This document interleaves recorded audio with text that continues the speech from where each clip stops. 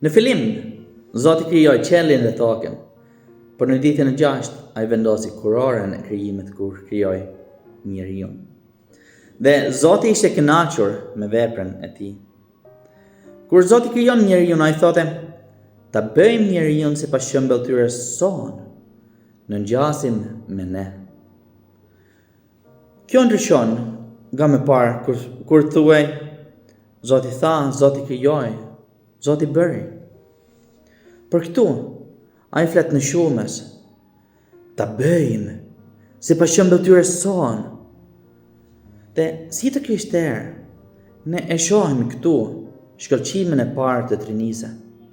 Ati, Biri dhe Fryma e Shenjtë së bashku në krijim. Në rrëfimin e krijimit shohim se Zoti krijon me fjalën e tij. Fryma e Zotit lëviz mbi ujërat dhe neja e Zotit formon botën.